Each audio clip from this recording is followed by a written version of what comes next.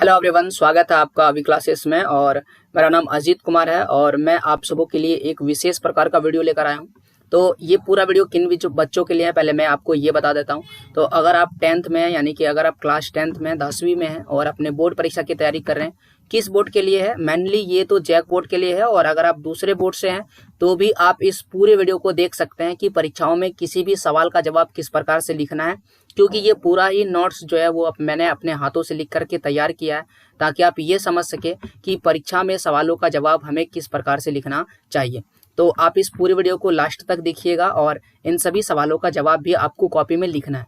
तो मैं आपसे रिक्वेस्ट करूंगा कि आप एक कॉपी ले लीजिए और साथ में आप एक पेन ले लीजिए और कॉपी और पेन लेकर के बैठिए, ताकि आप इन सभी सवालों का जवाब जो है साथ साथ में लिखते चलिएगा। आपको ज़्यादा समय नहीं देना, 1 घंटे का समय देते ही आप इन सभी सवालों का जवाब लिख लीजिएगा।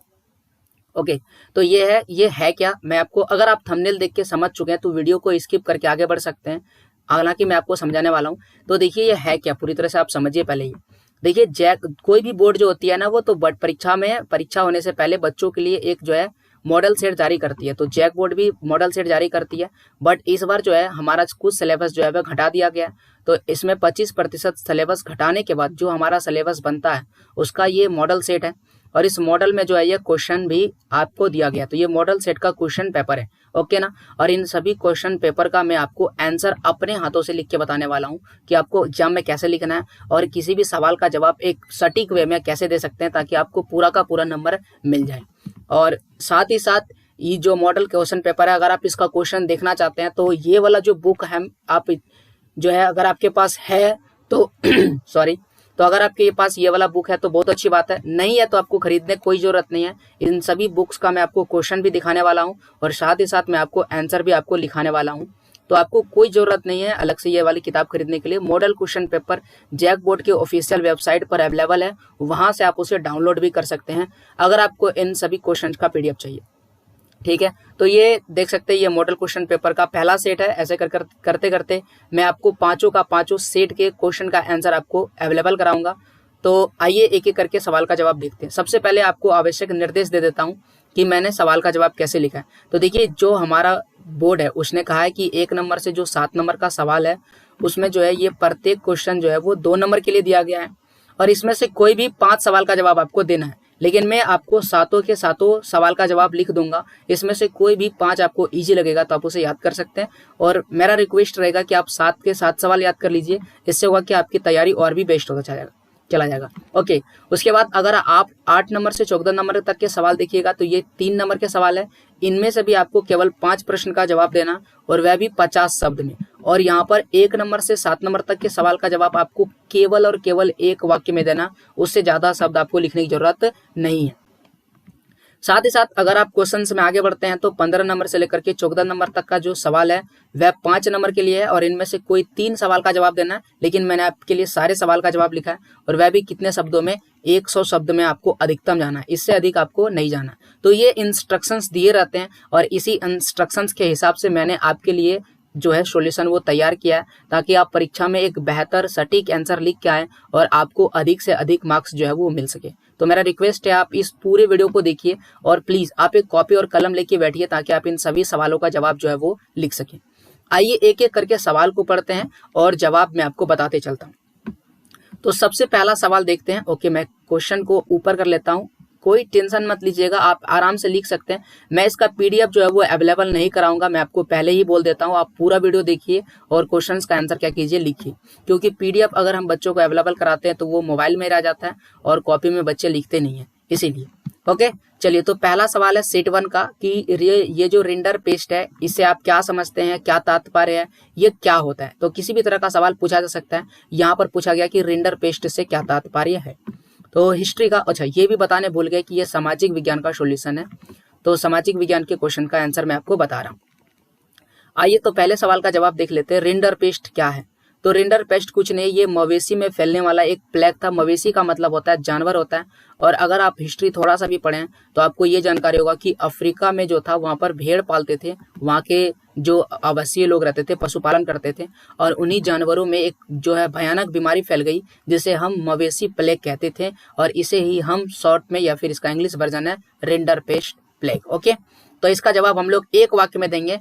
मवेशियों में प्लेग की तरह फैलने वाली एक महामारी को हम क्या कहते थे? रिंडरपेस्ट कहते हैं।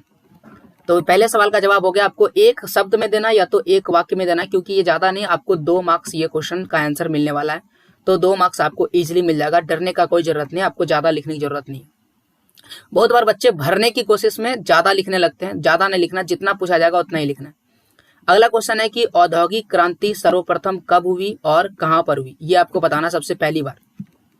तो औद्योगिक क्रांति जो है सर्वप्रथम हुई थी 18वीं शताब्दी में। तो कब का आंसर हो गया। अब आता है कहां, तो कहां का जवाब है इंग्लैंड में हुआ था। अब आइए दूसरा मतलब अगला सवाल पढ़ते हैं। अगला सवाल है कि घरों में उपयोग किए जाने वाले 2 ऊर्जा संसाधनों के नाम लिखें। देखिए हम लोग घर में क्या यूज करते हैं, हम लोग बिजली यूज करते हैं। अगर आपके घर में चूल्हा है तो कोयला यूज करते होंगे, या तो गैस है तो गैस भी यूज करते होंगे। ये सारा क्या है, ऊर्जा के संसाधन है। आपको कोई भी एक ऊर्जा का नाम लिखना है। आजकल हमारे घर में सोलर भी इतने सस्ते हो गए हैं कि बहुत सारे घरों में सोलर एनर्जी का भी यूज किया जाता है। और अगर आपका क्षेत्र गुजरात के क्षेत्र में रहता है तो वहां पर आप विंड पाइप जैसे जो पवन चक्की वाली ऊर्जा है उनका भी उपयोग कर सकते हैं। तो मेनली मैंने यहाँ पर 2 लिख दिया है, आप इससे भी अधिक लिख सकते हैं। जैसे कि यहाँ पर 2 बोला गया था, हमने लिखा एलपीजी और दूसरा जो लिखते हैं बिजली। आप इसके जगह पर कोयला भी लिख सकते हैं, क्योंकि कोयला भी जो है आपका ऊर्जा का ही स्रोत है। आप गाड़ी चलाते हैं तो गाड़ी में पेट्रोल वगैरह डालते हैं, तो पेट्रोल भी क्या है, एक ऊर्जा का स्रोत है। डीजल भी जो है वो ऊर्जा का स्रोत है। तो ये सारा चीज किस में आ जाते हैं, ऊर्जा के स्रोत, जो हम लोग कहाँ यूज करते हैं, घरों में यूज करते हैं। अगला सवाल है कि भारतीय राष्ट्रीय कांग्रेस की स्थापना कब हुई है और दूसरा इनके संस्थापक कौन थे, ये भी आपको लिखना है। तो इस सवाल का जवाब होगा कि देखिए सबसे पहले तो जो कांग्रेस है इसका स्थापना हुआ 1885 में। तो यहाँ पर लिखेंगे 1885 में इसकी स्थापना हुई है और इनके संस्थापक के नाम थे A.O.. Hume. A.O.. Hume. Okay, तो एकदम आसान सवाल है, आपको इन सभी सवालों का जवाब केवल एक वाक्य में ही देना है। अगला सवाल पढ़ते हैं। सवाल हमारे सामने है कि लोकतंत्र की 2 चुनौतियों को लिखिए। देखिए लोकतंत्र में बहुत सारी चुनौतियां हैं। लोकतंत्र को मजबूत करने की चुनौती, लोकतंत्र को बेहतर बनाने की चुनौती, लोकतंत्र में भ्रष्टाचार को खत्म करने की चुनौती, लेकिन इनमें से कोई 2 ही लिखना है। तो मैंने 2 में से यहाँ पे लिख दिया कि सबसे पहला जो है लोकतंत्र को विस्तार करने की चुनौती है, क्योंकि अभी भी कुछ ऐसे क्षेत्र है जहाँ पर लोकतांत्रिक प्रणाली बेहतर तरीके से काम नहीं करती है। और दूसरा जो है वो लोकतंत्र को मजबूत करने की चुनौती है। तो ये भी एक इम्पॉर्टेंट चुनौती है। आगे देखते हैं। अगला सवाल है कि मुद्रा क्या होता है, आपको मुद्रा को परिभाषित करना है। तो मुद्रा एक बहुत ही महत्वपूर्ण जो है संसाधन है, जो क्या करता है, विनिमय का माध्यम करता है, विनिमय को आसान कर देता है। तो हम लोग इस सवाल का जवाब इस प्रकार से लिखेंगे कि मुद्रा जो है वह विनिमय का माध्यम है जो महत्वपूर्ण मध्यवर्ती का मतलब होता है बीच वाला। ओके ना, बीच वाला। तो इसे हम कहते हैं मध्यवर्ती, बीच वाली भूमिका प्रदान करके आवश्यकताओं के दोहरे संयोग की समस्या, यहाँ पर हम समस्या लिख दीजिएगा तो और बढ़िया रहेगा। तो यहाँ पर समस्या लिख देते हैं। समस्या की जरूरतों को क्या कर देती है, खत्म कर देती है। तो इसे हम क्या कहते हैं, मुद्रा कहते हैं। आपको एक वाक्य, ये बड़ा लग रहा होगा लेकिन ये एक ही वाक्य है, तो आप इसका जवाब केवल एक वाक्य में दीजिएगा, क्योंकि आपको इसमें कितना मार्क्स मिलने वाला है, 2। और जब भी किसी में एग्जैक्टली आपको ये बता दिया कि 2 लिखिए, जैसे कि इस वाले में सवाल 5 नंबर में लिखा था कि लोकतंत्र की 2 चुनौती लिखिए, तो आप इसको 2 जो है ना पॉइंट करके लिखिएगा ताकि आपको 2 नंबर मिल जाए। बहुत बार बच्चे क्या करते हैं, एक लिखे उसके बगल में कॉमा देखिए दूसरा लिख देते हैं, ऐसा नहीं करना है। यहाँ पर भी देखिए अगर इसमें 2 लिखा गया तो मैंने क्या लिखा है, एलपीजी, और नंबर 2 देखिए लिखा है बिजली। तो ऐसा आप जरूर कीजिएगा, क्योंकि 2 पूछा गया तो आपको नंबर जो है लिख दीजिएगा ताकि उसको 2 दिख जाए और आपको 2 नंबर आसानी से मिल जाए। 7 नंबर का सवाल पढ़ते हैं। 7 नंबर का सवाल लिखा गया है कि उदारीकरण से आप क्या समझते हैं, इसका क्या तात्पर्य है। तो उदारीकरण लिखेंगे कि सरकार जो है वो क्या करती है, अवरोधों अथवा प्रतिबंधों को हटा देती है। तो अवरोधों अथवा प्रतिबंधों को हटाने की प्रक्रिया को हम क्या कहते हैं, उदारीकरण कहते हैं। अवरोध क्या होता है, आप ये समझिए कि मान लेते हैं कि चीन जो है, चीन एक देश है और भारत भी एक देश है, अपना प्यारा देश भारत है। तो मान लेते हैं कि चीन जो है कोई सामान किसको बेच रहा है, भारत को बेच रहा है, और हम सभी चाहते हैं कि चीन का सामान हम नहीं खरीदें। तो इसके लिए हम क्या करेंगे, चीन से जो भी सामान आएगा उस पर क्या लगा देंगे, बहुत ज़्यादा टैक्स लगा देंगे, ताकि जैसे ही चीन का कोई भी सामान भारत आएगा तो वह हो जाएगा महंगा। तो महंगा हो जाएगा तो कोई भी व्यक्ति उसे खरीदना नहीं पसंद करेगा। तो ऐसे में चीन हमारे देश में कोई भी सामान नहीं लाएगा या फिर वो बेचना पसंद नहीं करेगा। इसे कहते हैं अवरोध लगाना या प्रतिबंध लगाना। और ये कौन लगाते हैं, सरकार लगाते हैं, देश की सरकार लगाती है। तो बहुत सारे अवरोध लगा देंगे तो अवरोध हो जाएगा और प्रतिबंध हो जाएगा। और जब सरकार इनको हटा देती है, किसी भी प्रकार का अवरोध नहीं लगाती है और किसी भी प्रकार का प्रतिबंध नहीं लगाती है, तो हम इसे क्या कहते हैं, उदारीकरण कहते हैं। तो ये हो गया जो है सेक्शन ए है, देखिए सेक्शन आप कर दीजिएगा, इससे होगा कि उसे पता चल जाएगा कि आप कौन से खंड का जवाब लिख रहे हैं। सेक्शन को हिंदी में खंड भी कहते हैं। तो पहला जो खंड था उसका जवाब हमने क्या कर दिया, दे दिया। जो खंड था ए नंबर था, यानी सेक्शन ए का जवाब दे दिया, जो केवल 2 मार्क्स के लिए 2 नंबर के लिए था। या तो अगर आप सेक्शन नहीं लिखिएगा तो यहाँ पर आप लिखा हुआ लघु उत्तरीय प्रश्न के उत्तर, आप ये लिख सकते हैं लघु उत्तरीय प्रश्न के उत्तर, और उसके बाद नीचे लिखना प्रश्न का प्रारंभ कीजिएगा। ये सारे जवाब, ये जितने भी सवाल अभी दिख रहे हैं, ये कितने मार्क्स के लिए है, ये 3 मार्क्स के लिए है। ऊपर में आप देख सकते हैं साफ साफ लिखा हुआ है 3 नंबर के लिए सवाल है। कितने, 8 नंबर से लेकर के 14 नंबर तक 3 नंबर आपको मिलने वाला है। तो 3 नंबर का जो जवाब है उसे मैक्सिमम आपको 3 पॉइंट में लिखना है या तो 50 शब्द में लिखना है। तो आइए हम लोग लिखते हैं। पहला सवाल हमारे सामने है, वैश्वीकरण से आप क्या समझते हैं। तो इस सवाल का जवाब 50 शब्द में ही हम लोग देंगे। तो देखिए कैसे लिखेंगे। तो लिखेंगे कि अधिक विदेशी व्यापार और अधिक विदेशी निवेश के परिणाम स्वरूप विभिन्न देशों के बीच बाजारों एवं उत्पादनों में एकीकरण हो रहा है और विभिन्न देश के बीच परस्पर संबंध बनाना और इसमें बहुत तेजी से एकीकरण होना, जिसे हम तीव्र एकीकरण कहते हैं, इसी प्रक्रिया को क्या कहते हैं, वैश्वीकरण कहते हैं। यह वैश्वीकरण कहलाता है। एक और पॉइंट मैंने इसमें ऐड कर दिया है, जो वैश्वीकरण है वह बहुराष्ट्रीय कंपनियों द्वारा किया जाता है, यानी बहुराष्ट्रीय कंपनियां वैश्वीकरण की प्रक्रिया में मुख्य भूमिका निभा रही है। तो ये इस सवाल का जवाब हो गया, वैश्वीकरण से आप क्या समझते हैं। 3 मार्क्स के लिए 50 शब्द में काफी जवाब है। अब आइए अगला क्वेश्चन में आते हैं। अगला क्वेश्चन हमारे सामने है कि ब्रिटेन की महिला कामगारों ने स्पिनिंग जेनी मशीनों पर हमले क्यों किए। तो इसका सामान्य सा जवाब है कि ये लोग जो थे बेरोजगारी से डर रहे थे, इसलिए उन्होंने क्या कर दिया, हमला करना शुरू कर दिया। तो इसका जवाब इस प्रकार से लिखेंगे कि ब्रिटेन में हथकरघा पर काम करने वाले महिलाओं की संख्या बहुत ही अधिक थी। हथकरघा क्या होता है, हथकरघा कुछ नहीं होता है, एक कपड़े बनाने वाली मशीन है जिससे कपड़ा तैयार किया जाता है। स्पिनिंग जेनी था, ये भी एक कपड़ा बनाने वाला मशीन है, स्पिनिंग जेनी, लेकिन ये एक प्रकार का मशीन है। तो आप आराम से अंदाजा लगा सकते हैं कि मशीन जो है हाथ से बनाने वाले औजार से तेजी से जो है वो कपड़ा बनाएगा, इसलिए स्पिनिंग जेनी से बने हुए कपड़े तेजी से बिक रहे थे। और इससे उनको लगा, उन्हें का मतलब क्या, यहाँ महिलाओं को लगा कि रोजगार जो है उनका छिन जाएगा और मशीन जो है वो तेजी से बना देगा तो हमारा काम रहेगा नहीं।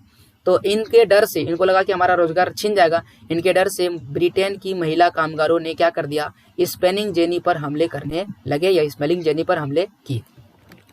9 नंबर का सवाल खत्म। अब आते हैं 10 नंबर के सवाल पर। 10 नंबर का सवाल कहता है कि भारत की एक खाद्य फसल, खाद्य का मतलब होता है खाने योग्य। 2 तरह के फसल होते हैं, एक होते हैं खाद्य फसल और दूसरे होते हैं अखाद्य फसल। जैसे खाद्य फसल में खाने वाले जैसे कि चावल, गेहूं, या कोई भी फसल हो गया। दूसरा है अखाद्य फसल, जैसे कि कपास का खेती अगर आप करते हैं या रेशम का खेती करते हैं तो ये खाने योग्य नहीं है, बल्कि ये हम लोग पहनने के लिए करते हैं। जैसे जूट हो गया, पटसन हो गया, इन सभी चीज़ों को हम अखाद्य फसल कहते हैं। तो पहले आपको खाद्य फसल का नाम बताना है और दूसरा उसके उगाने के लिए जो भी भौगोलिक दशा है उसका क्या करना है, वर्णन करना है, उसे कैसे उगाना है। चलिए, तो भारत में जो सबसे ज़्यादा खाए जाने वाला पदार्थ है वह चावल है। चावल के बाद हम लोग सबसे ज़्यादा रोटी खाते हैं, तो चावल एक बहुत ही प्रमुख खाद्य फसल है। तो लिखेंगे चावल भारत का एक प्रमुख खाद्य फसल है। एक सवाल का जवाब हमने दे दिया जो पूछा गया कि भारत की खाद्य फसल का नाम लिखें। अब दूसरा जो सवाल हमारे सामने पूछा गया था, इसके लिए आपको क्या करना है, आवश्यक भौगोलिक दशाओं का लिखना है। लेकिन साफ साफ जो है क्वेश्चन में लिख दिया गया 2 भौगोलिक दशाओं का वर्णन करें। आप देख सकते हैं यहाँ पर साफ साफ लिखा हुआ है 2 भौगोलिक दशाओं का वर्णन करें। और आपको ये मैंने पहले ही बता दिया कि जितना बोला जाए उतना ही जवाब देना है, जबकि यहाँ 2 बोल दिया गया तो हम इसमें केवल 2 पॉइंट क्या करेंगे, वर्णन करेंगे। और दूसरा एक देखिए, अगर आप प्रमुख खाद्य फसल का नाम लिखे चावल तो इसमें आपको 1 नंबर मिलेगा और 2 पॉइंट जब आप यहाँ पर लिखिएगा तो आपको 2 नंबर मिलेगा। तो टोटल कितने नंबर का सवाल का जवाब है, 3 नंबर का है। तो 3 नंबर आसानी से आप लिख सकते हैं। 2 पॉइंट में पहला जो पॉइंट लिखे वो तापमान और दूसरा जो पॉइंट लिखे हैं वर्षा। तो तापमान कितना चाहिए चावल के लिए, 20 डिग्री सेल्सियस पकते समय 27 डिग्री सेल्सियस जो है उसे कब चाहिए, 20 डिग्री पकते समय और 27 डिग्री, सॉरी यहाँ पर गलती हो गया, बोते समय 20 डिग्री सेल्सियस यहाँ पर लिखें, ओके। और पकते समय कितने डिग्री की आवश्यकता है, 27 डिग्री सेल्सियस की आवश्यकता है, ओके। लिखा हुआ सही है, गलत पढ़ रहे थे, ओके। अब लिखता है जब फसल जब पकता है तो आसमान जो है वह खुला आना चाहिए। खुला का मतलब होता है कि वर्षा वगैरह नहीं होना चाहिए। वर्षा अगर होगा तो हम सभी जानते हैं कि धान की फसल बर्बाद हो जाएगी, बेकार हो जाएगा, धान भीग जाएगा, और भीग जाएगा तो धान को अलग करना भी मुश्किल हो जाएगा। और इसलिए थोड़ी सी धूप की भी जरूरत होती है ताकि जो धान है वो और ज़्यादा पक जाए, और साथ ही साथ उसे डिंगाने यानी धान को बीज अलग करने में परेशानी नहीं हो। तो ये इसका कारण है। अब वर्षा देखते हैं। वर्षा हमें 100 सेंटीमीटर से लेकर के 200 सेंटीमीटर तक वर्षा चाहिए। वर्षा बहुत अधिक जरूरत पड़ता है। जैसा कि हम सभी जानते हैं कि चावल की खेती के लिए हमें खेतों में कीचड़ बनाना पड़ता है, तो उसके लिए वर्षा बहुत ज़्यादा चाहिए। और साथ ही साथ जो है इसे वार्षिक वर्षा वाले क्षेत्र में उपयुक्त माना जाता है। और जहाँ पर वर्षा कम होता है वहाँ पर आप सिंचाई करके इसकी खेती क्या कर सकते हैं। जैसे कि कुछ क्षेत्रों में, जैसे पंजाब में बहुत अधिक सिंचाई होता है, और सिंचाई के कारण वहाँ की जो जमीन है थोड़ी खराब भी हो गई है। अगला सवाल पढ़ते हैं। तो थोड़ा हम स्क्रीन को छोटा कर देते हैं ताकि आपको क्वेश्चंस क्या हो दिख जाए। तो छोटा करते हैं। ओके, चलिए, मेरे ख्याल से अब आपको क्वेश्चंस जो है वो दिख रहा होगा। थोड़ा और छोटा कर देते हैं। अभी 11 नंबर का सवाल में हम लोग आ चुके हैं 10 नंबर के बाद। तो 11 नंबर का सवाल पूछा जा रहा है कि राजनीतिक दल का क्या अर्थ होता है। यहाँ पर साफ साफ पूछा गया, राजनीतिक दल के बारे में लिखना है।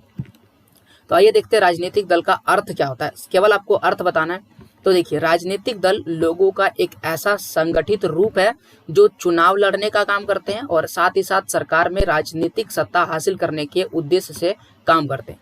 इन्हीं को हम क्या कहते हैं, राजनीतिक दल कहते हैं। अब देखिए, चूंकि 3 नंबर का सवाल है तो अगर आप पॉइंट नहीं बनाते तो पैराग्राफ जरूर छोड़िएगा।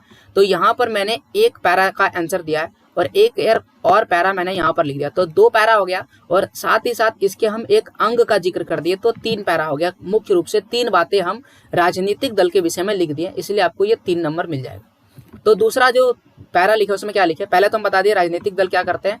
राजनीतिक दल एक जो है मुख्य रूप से संगठन है जो क्या करते हैं, राजनीतिक सरकार में सत्ता हासिल करने और सरकार का काम करने के उद्देश्य से काम करती है। दल के सदस्य किसी साझी विचारधारा, साझी का मतलब होता है मिल करके, यानी सभी का विचारधारा क्या होगा, एक ही होगा, सभी एक ही बात पर सहमत होंगे। यानी दल का जितने भी सदस्य होंगे सभी एक ही बात पर सहमत होंगे या समान राजनीतिक दृष्टिकोण रखते हैं, उन्हें ही हम राजनीतिक दल कहते हैं। राजनीतिक दल के 3 प्रमुख हिस्से होते हैं। एक को कहते हैं नेता, दूसरे को कहते हैं सक्रिय सदस्य, और तो तीसरा होता है उसे हम कहते हैं अनुयायी। अब अगला प्रश्न देखते हैं, 12 नंबर का सवाल। 12 नंबर का सवाल है कि लोकतंत्र किस रूप में एक उत्तरदायी शासन है। आपको सिर्फ एक ही जवाब देना है कि लोकतंत्र कैसे उत्तरदायी है। उत्तरदायी का मतलब होता है जवाबदेही वाला, यानी कि उससे जवाब देना पड़ेगा किसको, जनता को। तो देखिए, हम लोग इस सवाल का जवाब लिखेंगे।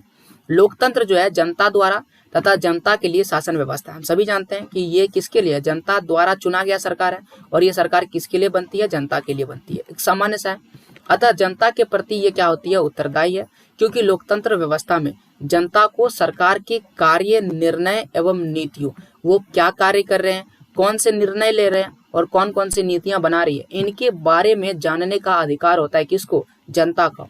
और साथ ही साथ सरकार कोई ऐसा कदम भी नहीं उठा सकती है। 1 मिनट मैं आपको आगे कर देता हूं ताकि आपको ये आंसर दिख जाए। थोड़ा छोटा कर देते हैं, सॉरी ज्यादा छोटा हो गया। ओके, तो आगे बढ़ते हैं। तो ये क्या कर, साफ साफ लिखा हुआ है कि ये कोई ऐसा कदम नहीं उठा सकती जो जनता की इच्छाओं के विरोध में हो, यानी हमेशा वैसे ही काम करती है सरकार जो किसके पक्ष में हो, जनता के पक्ष में हो। तो लोकतंत्र में जनता की इच्छाओं के विरोध में ही लोकतंत्र में जनता के कल्याण और विकास की जिम्मेवारी भी सरकार करती है, और इसे ही हम कहते हैं उत्तरदायी सरकार। उत्तरदायी का मतलब जवाबदेही। हमने सरकार बनाया, अब सरकार की ये जिम्मेवारी है कि वो हमारे लिए काम करे, तभी हम उसे बोलेंगे उत्तरदायी सरकार। अगला जवाब देखते हैं। अगला सवाल लिखा है कि अतिरिक्त मुद्रा वाले लोग, यानी जिसे अमीर व्यक्ति आप कह सकते हैं, और दूसरा है जरूरतमंद लोगों के, जिसे हम गरीब लोग कहते हैं, इनके बीच में जो बैंक है ना, वो मिडिल यानी बीच का काम करता है। कैसे काम करता है, वैसे समझिए। ये बैंक है, बैंक क्या करता है, अमीर आदमी से पैसा लेता है और गरीब आदमी को लोन दे देता है। आप क्या लगता है आपको, अमीर आदमी डायरेक्ट गरीब आदमी को पैसा देगा क्या, नहीं देगा। तो आप देख सकते हैं बैंक क्या करता है, बीच का काम करता है। इससे कभी कभी आपके क्वेश्चन में मध्यस्थता का काम, यहाँ पर देखिए लिखा हुआ भी है, मध्यस्थता का काम करता है। तो कैसे करता है, इसका जवाब आपको क्या करना है, एक्सप्लेनेशन के साथ देना है। देखिए, एकदम सिंपल जवाब है, आपको वही लिखना जो हमको आपको समझाएं। जिन लोगों के पास अतिरिक्त मुद्रा है, यानी जिसके पास अधिक पैसे होते हैं, वो क्या करते हैं, अपना पैसा बैंक में जमा करते हैं। और बैंक के पास जो जमा धनराशि होता है, यानी कि जो भी पैसा जमा होता है, उसमें से बैंक क्या करता है, जरूरतमंदों को ऋण देता है। तो ओके, यहाँ पर गलत हो गया, वैसे काट देता हूँ। तो जरूरतमंदों को देता है, देख लिए, जो अधिक पैसा उससे पैसा जमा लिया और जिनको जरूरत है उसे दे दिया। तो इस प्रकार क्या करता है बैंक जो है, अतिरिक्त मुद्रा वाले लोगों और जरूरतमंदों के बीच क्या करते हैं, मध्यस्थता का काम करते हैं। लेकिन आपको बता चुके हैं कि जब भी आप ऐसे लिखिएगा तो आप एक पैरा में आंसर नहीं दीजिएगा, कम से कम 2 या 3 लिखिएगा, क्योंकि आपको 3 नंबर का जवाब देना है। तो इसके बाद एक और पॉइंट यहाँ पर लिख देंगे, देखिए, कर्जदारों से लिए गए ब्याज और जमाकर्ताओं को दिए गए ब्याज के बीच का अंतर बैंक की आय का प्रमुख स्रोत है।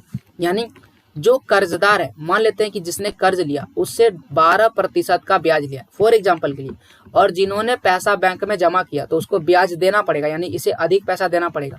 तो मान लेते हैं इसे 6% का ब्याज दिया, तो इन दोनों के बीच कितना परसेंट जो है मुनाफा हुआ, 6% का मुनाफा हुआ। इसी 6% से बैंक का काम चलता है। ओके, अब आइए अगला सवाल पर आते हैं, और अगला सवाल हमारे सामने लिखा गया है, विश्व व्यापार संगठन के किन्हीं 2 उद्देश्यों को लिखे। यहाँ पर साफ साफ 2 उद्देश्य के विषय में बोला गया। तो आइए हम 2 उद्देश्य लिखें। जैसा कि मैं बोल चुका हूँ कि जब भी आपको नंबर क्वेश्चंस में दिया जाएगा तो प्लीज आप उसे कोशिश कीजिएगा पॉइंट बनाने का। देखिए, ये कभी कभी नहीं भी पॉइंट बनता, दिक्कत नहीं है, आपको ज्यादातर कोशिश करना पॉइंट बनाने का। ये पहला पॉइंट और ये है दूसरा पॉइंट। तो किसके विषय में पूछा गया, विश्व व्यापार संगठन, इसे हम WTO भी कहते हैं। तो कभी कभी आपसे WTO के कार्य लिखे, ऐसा बोला जा सकता है। W का मतलब होता है वर्ल्ड, T से होता है ट्रेड और O से होता है ऑर्गेनाइजेशन। वर्ल्ड विश्व, ट्रेड व्यापार, और संगठन मतलब ऑर्गेनाइजेशन का मतलब होता है संगठन। ओके, तो ये एक ऐसा संगठन है जिसका ध्येय मतलब कि इसका जो मुख्य लक्ष्य होता है अंतर्राष्ट्रीय व्यापार को क्या बनाना, उदार बनाना। उदार बनाने का मतलब होता है कि ज्यादा कोई मान लेते हैं कि भारत है और एक चीन, आपको एग्जांपल दिए थे। तो आप मान लेते हैं कि चीन से कोई सामान भारत आता है और हम उससे टैक्स लेते हैं 12%, मान लेते हैं फॉर एग्जांपल के लिए। और अगर भारत कोई भी सामान क्या करता है, चीन बेचता है, तो वो हमसे टैक्स ले लेता है 18%। तो ये क्या है, दोनों के साथ हमारे साथ धोखाधड़ी हो रहा है। तो इस प्रकार से यहाँ पर उदार नहीं है। उदार का मतलब होता है दोनों को बराबर बराबर मिलना चाहिए, दोनों के हित को ध्यान में रखना चाहिए। तो ये विश्व व्यापार संगठन का पहला काम है, कोई किसी के साथ झगड़ा नहीं करेगा, साथ ही साथ कोई किसी के साथ कह सकते हैं ज्यादा गलत नहीं करेगा। इन सभी चीजों को ध्यान को रखते हुए विश्व व्यापार संगठन रखते हैं।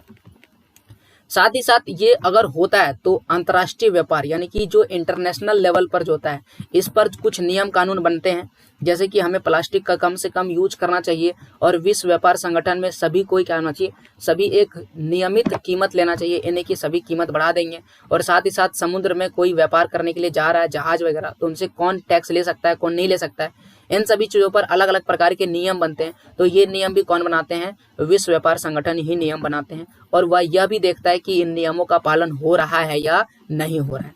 तो इस प्रकार से यहाँ पर जो है सेक्शन बी खत्म हो गया और यहाँ पर सेक्शन सी शुरू हो गया। गलती से यहाँ पर डी लिखा गया, ये हो जाएगा सेक्शन सी, यानी कि तीसरा सेक्शन। और आपको बता चुके हैं कि सेक्शन वाइज आप लिखिएगा, या तो आप तीसरा सेक्शन नहीं लिख करके ये वाला लिखिएगा, दीर्घ उत्तरीय प्रश्न के उत्तर। और दीर्घ उत्तरीय प्रश्न के उत्तर आपको कितने शब्दों में देने हैं, 100 शब्दों में देने हैं, और इसमें नंबर कितने मिलने वाला, आपको 5 नंबर मिलने वाला। तो कोशिश करना ज्यादा से ज्यादा कि आप 5 पॉइंट उसमें जिक्र कर दे, या 3 पॉइंट और 2 बड़ी बड़ी लाइनों का जिक्र कर दें। इससे होगा कि आपको 5 पॉइंट दिखेगा, तो नंबर आपको इजीली मिल जाएगा। अब देखते हैं यहाँ पर क्या क्या सवाल हमसे पूछा गया है। पहला सवाल पूछा गया है कि G77 देशों से आप क्या समझते हैं। तो देखिए, इस सवाल का जवाब लिखते हैं G77। जी का मतलब होता है ग्रुप और 77 का मतलब होता है 77 देश। ठीक है, तो इस सवाल का जवाब लिखेंगे G77 विश्व के 77 विकासशील देशों। दुनिया में 3 तरह के देश हैं, एक को बोलते हैं विकसित देश, ठीक है, और दूसरे को बोलते हैं अविकसित देश, और जो तीसरा है वह है विकासशील देश। ठीक है, तो विकसित, अविकसित और तीसरा है विकासशील देश। तो यहाँ पर देखिए 77 विकासशील देशों का समूह है जो अपनी अर्थव्यवस्था को तेज गति प्रदान करने के उद्देश्य से संगठित हुए, यानी ये सभी मिले और बोले कि हमें भी अपने अर्थव्यवस्था को क्या करना पड़ेगा, बढ़ाना पड़ेगा। इन 77 देशों ने एक नई अंतर्राष्ट्रीय आर्थिक प्रणाली से जो है नाता जोड़ा, और इनका आशय एक ऐसी व्यवस्था से था जो क्या कर सके, उन्हें ये सारे लाभ क्या कर सके, प्रदान कर सके। तो इन लाभ को मैंने पॉइंट वाइज लिख दिया है, 4 पॉइंट। तो आइए इन चारों पॉइंट को पढ़ते हैं। ओके, मैं पहले एडजस्ट कर देता हूँ थोड़ा सा, सॉरी आगे पीछे हो जा रहा है। ओके, धीरे धीरे करते चलिए। तो पहला पॉइंट यहाँ पर लिखा है कि उन्हें अपने संसाधनों पर अपने संसाधनों पर सही अर्थ में नियंत्रण मिल सके। अपने संसाधन का मतलब हो गया कि उनके देश में जो संसाधन है उस पर कंट्रोल मिल सके। बहुत बार क्या होता है, दूसरे देश जो है उनके संसाधनों पर कंट्रोल कर लेते हैं, जो ज़्यादा ताकतवर देश होते हैं। दूसरा है कि उन्हें विकास के लिए अधिक सहायता मिल सके, कच्चे माल के लिए सही दाम मिल सके। अगर उनसे कोई सामान खरीदता है, कच्चे माल का मतलब क्या होता है, फॉर एग्जाम्पल के लिए मान लीजिए कि हमारे देश में बहुत ज़्यादा लोहा का उत्पादन होता है, तो अगर हम किसी देश को लोहा सिर्फ बेचें, लोहे से बनी हुई वस्तु नहीं, सिर्फ लोहा बेचे, तो लोहा हमारे लिए कच्चा माल हो गया। तो अगर हम किसी को कच्चा माल बेचे तो उसके लिए हमें सही दाम मिलना चाहिए। तैयार माल को विकसित देश के बाजारों में बेचने के लिए बेहतर पहुंचाना चाहिए। और अगर हम अपने तैयार माल को, तैयार किए गए सामान को विकसित देश में बेचें, विकसित देश तो सामान पहले से ही खुद बना रहा है, तो वो क्या करता है, विकासशील देशों के सामान पर कम कीमत देता है। वैसे नहीं होना चाहिए, हमारी कम कीमत भी उसी मुकाबले में मिलना चाहिए और साथ ही साथ हमें बाजार में मिलना चाहिए सामानों को बेचने के लिए। ये सारा चीज कौन करता है, ये G77 का कार्य है, जो जिसे हम बोलते हैं विकासशील देशों का समूह। अगर आपसे 1 नंबर में ये सवाल पूछा जाएगा G77 क्या है, तो आप बोलेगा विकासशील देशों का क्या है, समूह। अगला सवाल है कि G77 मुख्यतः कहाँ पर है, एशिया तथा अफ्रीका के नए नए नव स्वतंत्र का मतलब नए नए आजाद हुए देशों का क्या है, समूह है। ठीक है, जिसमें से भारत भी आ जाता है, क्योंकि भारत भी क्या है, वो आजाद हुआ है। और भारत किस क्षेत्र में आता है, एशिया महादेश में आता है। बहुत तेज। तो आपको उम्मीद है कि सारे सवाल बेहतर समझ में आते होंगे। प्लीज आप कॉमेंट भी लीव करते चलिएगा अगर आपको कहीं भी कोई दिक्कत हो रहा है तो। आगे देखते हैं, 16 नंबर का सवाल है। 16 नंबर का सवाल लिखा गया है कि लोकतंत्र शासन व्यवस्था के समक्ष विस्तार की चुनौती से आप क्या समझते हैं। जैसा कि मैंने आपको पहले ही बताया कि लोकतंत्र के समक्ष जो है विभिन्न प्रकार की चुनौतियां हैं, जिसमें से एक और चुनौती है विस्तार करने की चुनौती। तो यहाँ पर वही पूछा गया कि विस्तार करने की चुनौती क्या है। तो देखिए, इसे हम डिटेल एक्सप्लेन करते हैं। जिन देशों में लोकतंत्र वर्षों से मौजूद है, यानी बहुत समय पहले से ही लोकतंत्र है, जैसे कि अपने प्यारे भारत में 1947 से ही यहाँ पर लोकतंत्र जो है वो लागू हो गया। वैसे 1947 में हम आज़ाद हुए थे, 1950 में हमारा जो देश है वो लोकतांत्रिक देश बना, लेकिन फिर भी आप समझ सकते हैं 1947 से ही हम लोकतंत्र का पालन कर रहे हैं, भले ही ऑफिशियली हमने 1950 में से स्वीकार किया। तो कहता है कि जिन देशों में लोकतंत्र बहुत दिनों से चल रहा है, वहां पर लोकतंत्र के विस्तार की चुनौती, यानी कि लोकतंत्र को और ज्यादा बढ़ाना है ताकि लोगों को लोकतांत्रिक फील हो। लोकतंत्र के विस्तार का मतलब क्या होता है कि देश के हर क्षेत्र में लोकतांत्रिक सरकार मूलभूत सिद्धांतों को लागू करना तथा लोकतंत्र के प्रभाव को समाज के हर वर्ग, देश की हर संस्था तक क्या करना, पहुंचाना। अब आपको एक उदाहरण के माध्यम से, अलग अलग उदाहरण से इसे हम लोग क्या कर सकते हैं, एक्सप्लेन कर सकते हैं। जैसे पहला, स्थानीय सरकार को अधिक अधिकार संपन्न बनाना। तो हमारे देश में अलग अलग प्रकार की सरकार है, केंद्र सरकार, राज्य सरकार, प्रांतीय सरकार और स्थानीय सरकार। ये प्रांतीय सरकार को कभी कभी हम स्थानीय सरकार भी कह देते हैं, लेकिन प्रांतीय और स्थानीय थोड़ा सा इसमें डिफरेंस है। तो इन स्थानीय सरकार जो होता है, यानी 4 नंबर वाला जो है, इनको थोड़ा सा कम पावर है, और जो केंद्र सरकार है इनके पास थोड़ा अधिक पावर है। तो इनको थोड़ा और अधिकार देना और इन्हें अधिकार संपन्न बनाना। साथ ही साथ अलग अलग सूची है हमारे देश में, 3 प्रकार की सूची है, संघ सूची, राज्य सूची और तीसरा है समवर्ती सूची। संघ सूची में जो नियम कानून है वो केंद्र सरकार बनाती है, राज्य सूची में जो नियम कानून है वह राज्य सरकार बनाती है, और जो समवर्ती सूची है उसमें जो नियम कानून है वो दोनों ही सरकार मिलकर बनाती है। तो संघ सूची के सभी इकाइयों में केवल और केवल किसका अधिकार है, संघ का अधिकार है, और इन्हीं के सिद्धांत को व्यवहारिक स्तर पर लागू करना होता है। तो ये भी आप देख सकते हैं एक एकाधिकार को दर्शाता है कि उसमें जो भी नियम कानून है वो बनाएंगे। तो इन्हें भी क्या करना है, थोड़ा सा इसका अधिकार क्षेत्र बढ़ाना है और सबको थोड़ा थोड़ा क्या करना है, पावर देना है। अगला है कि हमारे देश में या फिर किसी भी लोकतांत्रिक देश में अभी भी बहुत सारे ऐसे लोकतांत्रिक देश है जहां पर महिलाओं और अल्पसंख्यक समूहों को उचित भागीदारी नहीं मिलता है। आज भी अगर आप नेता देखते हैं, बड़े बड़े नेता देखिए, या फिर किसी भी सांसद, लोकसभा में जो सदस्य है उनकी संख्या देखिएगा तो उसमें महिलाओं की संख्या क्या है, कम है। तो इनकी भागीदारी को बढ़ाने और साथ ही साथ अल्पसंख्यक समूहों की भी भागीदारी को बढ़ाने के लिए हमें लोकतंत्र में बहुत सारे सुधार करने की जरूरत है। तो ये है लोकतंत्र के विस्तार की चुनौती का एक बहुत ही डिटेल एक्सप्लेनेशन। ओके, तो इन सवालों का जवाब में, जैसा कि मैंने आपको बोल दिया कि अगर आप क्या करते हैं, कुछ बातों का जिक्र करते हैं ऊपर, तो आपको पॉइंट थोड़ा सा कम लिखना है, लेकिन कोशिश करना है इन सवालों का जवाब किस में देने का, पॉइंट में देने का। ठीक है, ताकि आपको आंसर्स जो है बेहतर दिखे और जवाब आपको जो नंबर है वो सही से मिल जाए। और आपको बढ़ाना भी नहीं है, क्योंकि साफ साफ जिक्र कर दिया है कि अधिक से अधिक आपको 100 शब्द ही लिखना है। बहुत सारे ऐसे किताब से जो इन मॉडल सेट का आंसर देते हैं उनमें बहुत सारे शब्द लिखे रहते हैं, 2-3 पेज में या फिर 1 से 2 पेज में आंसर लिख देते हैं। ये भी गलत है, इससे आपका समय बर्बाद होता है और आप एक सही जवाब जो है नहीं लिख पाते। तो एक सवाल को याद करने में भी आपको कठिनाई होती है, तो प्लीज़ आप इसे लिखते चलिएगा साथ ही साथ, ताकि आपका जो आंसर है वो बन जाए। अगला सवाल पढ़ते हैं। अगला है कि एक अर्थव्यवस्था में मुद्रा की क्या भूमिका है, पैसा कैसे किसी अर्थव्यवस्था को बेहतर करता है। आइए इस सवाल का जवाब हम लोग क्या करते हैं देखते हैं। देखिए, मुद्रा का मतलब पैसा होता है और किसी भी अर्थव्यवस्था में पैसा बहुत ही महत्वपूर्ण भूमिका निभाती है। तो पहले लिखेंगे एक अर्थव्यवस्था में मुद्रा निम्नलिखित भूमिका निभाती है, पहला पॉइंट, दूसरा और तीसरा।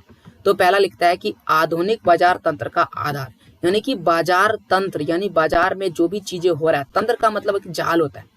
तो बाजार में कोई भी वस्तु अगर आप खरीदना चाहते हैं तो उसके लिए सबसे जरूरी चीज आपके लिए क्या होना चाहिए, मुद्रा। इसलिए हम इसे कहते हैं आधार। आधार का मतलब नींव होता है। अगर आप जमीन में क्या करते हैं, पिलर नहीं देते, तल्ली नहीं देते, तो क्या आपका जमीन चलेगा, यानी मकान रहेगा क्या, नहीं रहेगा। तो इसलिए हम इसे आधार कहते हैं। कहता है यह एक ऐसा माध्यम है जिसके द्वारा बड़े पैमाने पर उत्पादन एवं वितरण जो है संभव है, और इसीलिए बाजार का जो मुख्य आधार है वो कौन है, मुद्रा है। दूसरा है निवेश व्यवस्था का आधार। अगर आप किसी में निवेश करना चाहते हैं तो मुख्य रूप से आपके पास मुद्रा होना चाहिए। उद्योग, व्यापार, इन सभी चीजों के लिए जो आवश्यक निवेश तंत्र है वो क्या है, मुद्रा है। मुद्रा के माध्यम से ही निवेश किया जा सकता है। निवेश का मतलब होता है पैसा इन्वेस्ट करना।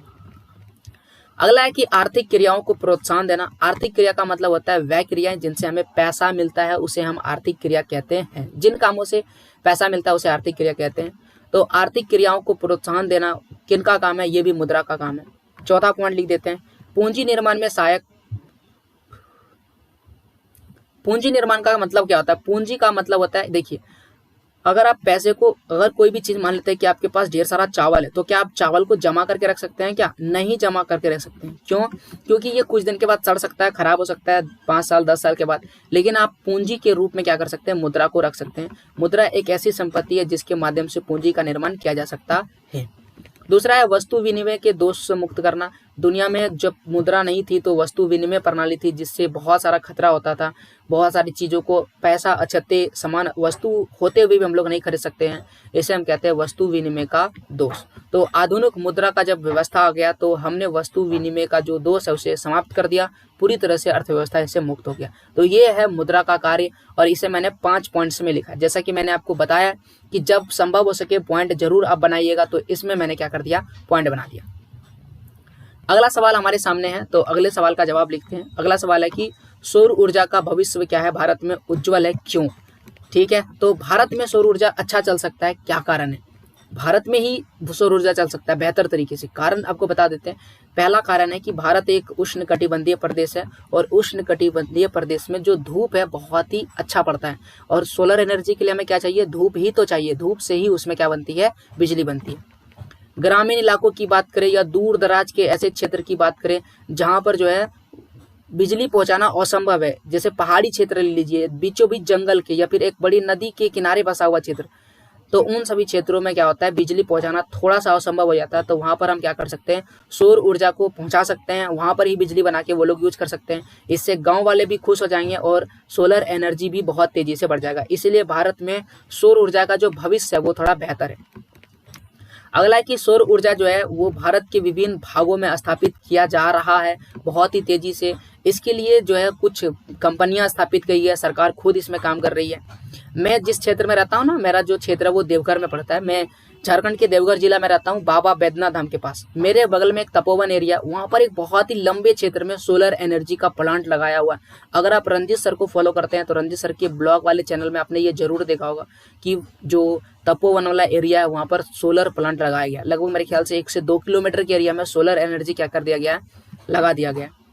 अगला है कि सूर्य का प्रकाश प्राकृतिक एक मुक्त उपहार है, यानी कि सूरज का प्रकाश जो है फ्री में मिलने वाला उपहार है। तो इससे जो है निम्न वर्ग यानी जो गरीब लोग हैं वह भी क्या कर सकते हैं, इसका फायदा आसानी से उठा सकते हैं। ऐसा नहीं कि इन्हें पैसा देना पड़ेगा।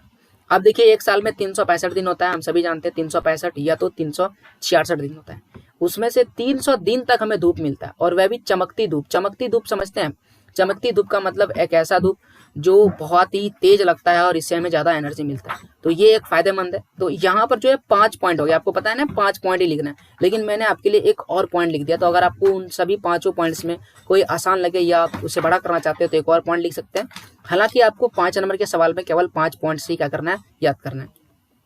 एक और पॉइंट ये था कि सरकार जो है इसे सुगमता से उपलब्ध कराने और राष्ट्रीय स्तर पर बेहतर करने के लिए भी काम कर रही है, क्योंकि इससे कार्बन के उत्पादन में क्या होगा, कमी होगा। तो इसलिए अक्षय ऊर्जा कार्यक्रम जो है सरकार ने शुरू किए हैं। इसके लिए क्या करना है, एक ऐसे ऊर्जा स्रोत का यूज करना है जो कार्बन क्या करे, कम उत्पादन करे, क्योंकि हम सभी को पता है कार्बन जो है बहुत ज्यादा हानिकारक होता है, यानी कार्बन डाइऑक्साइड।